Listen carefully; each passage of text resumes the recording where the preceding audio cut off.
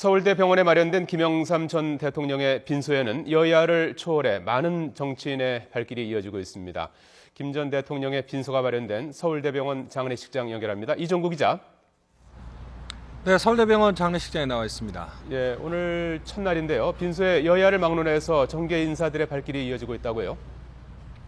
그렇습니다. 먼저 황교안 국무총리 등 국무위원들이 임시 국무회의를 마친 직후 이곳 빈소를 찾아서 단체 조문을 했습니다.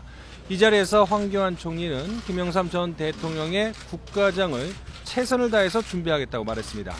조금 전에는 박원순 서울시장이 빈소를 찾았는데요. 김영삼 전 대통령의 좌우명을 상기하면서 대도 무문의 그 길 우리가 따르겠습니다 라고 밝혔습니다. 박 시장은 또 서울시청 앞 광장에 일반인들을 위한 추모 시설을 설치해서 내일부터 운영하겠다고 말했습니다. 새누리당 김무성 대표와 서청원 최고위원, 김수환 전 국회의장 등 상도동계 인사들은 아침 일찍부터 빈소를 지키고 있습니다. 새정치민주연합 문재인 대표는 이종걸 원내대표 등 지도부와 함께 빈소를 방문했고요.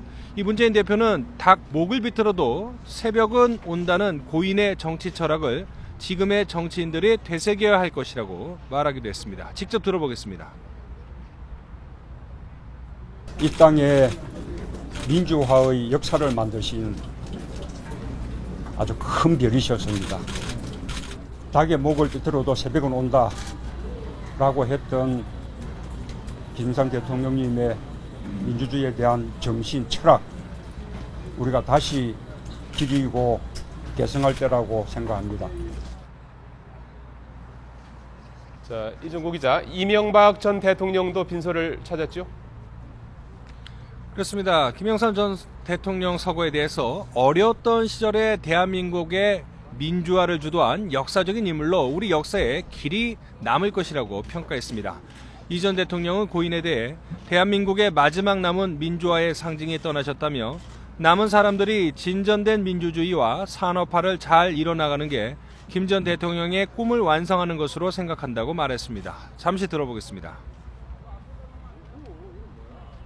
이 나라의 이제 마지막 남은 민주화의 이제 상징이 이제 떠나셨기 때문에 이제 남은 사람들이 이제 대한민국의 선진된 민주주의, 선진된 산업화 이런 것들을 잘 이어나가는 게 아마 김영삼 대통령이 꿈꾸던 그런 일을 완성하는 게 아닌가 이렇게 생각합니다. 전두환 전 대통령은 보도자료에서 기독교 신앙이 깊었던 분이니까 좋은 곳으로 가셨을 것으로 믿는다고 말했습니다. 또 고 김대중 전 대통령의 부인 이희호 여사는 애도문을 통해 김 전 대통령은 우리나라 민주주의 발전과 대한민국 발전에 큰 업적을 남겼다고 애도를 표했습니다. 이희호 여사는 조만간 빈소를 직접 찾아서 조문할 계획인 것으로 알려졌습니다. 자, 이종구 기자, 고 김영삼 전 대통령의 부인 손명순 여사는 큰 충격에 빠져서 몸도 제대로 가누지 못한다고 들었습니다. 네, 그렇습니다. 이 상복 차림의 손 여사 오늘 오전에 상도동 자택을 떠나서 10시 15분쯤에 휠체어에 탄 채 장례식장에 도착을 했습니다. 고령에다가 충격 탓인지 연방 거친 숨을 내쉬면서 부축을 받고 빈소에 들어섰습니다.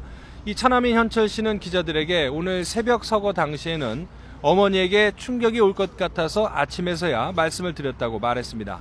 손 여사는 남편이 영면할 때 상도동 자택에 머무르며 임종하지는 못했습니다.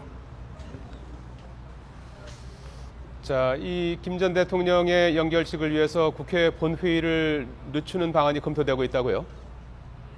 네, 김영삼 전 대통령의 연결식은 오는 26일 오후 2시 국회 의사당에서 거행됩니다.